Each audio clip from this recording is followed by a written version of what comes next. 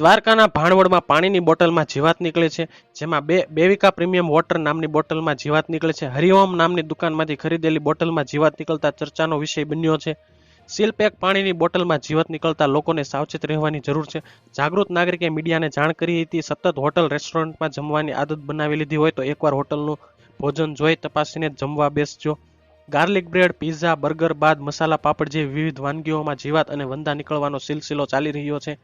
આ બધાની વચ્ચે દ્વારકાના ભાણવડમાં પાણીની બોટલમાં જીવાત નીકળી છે.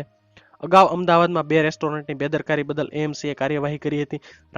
રાણીપની રિયલ પેપ્રિકા રેસ્ટોરન્ટને ₹10,000નો દંડ ફટકાર્યો હતો, જ્યારે વસ્ત્રાલની બ્રિટિશ પિઝાને ₹15,000નો દંડ ફટકારાયો હતો. તો હાલ માટે આટલું જ રાખીએ છીએ. જો તમને અમારા વિડીયો પસંદ આવતા હોય તો વિડીયોને લાઇક કરજો, ચેનલને સબસ્ક્રાઇબ કરી બાજુમાં આવેલું બેલ આઇકન પ્રેસ કરજો, જેથી તમને અમારા વિડીયોની નોટિફિકેશન્સ મળતી રહે.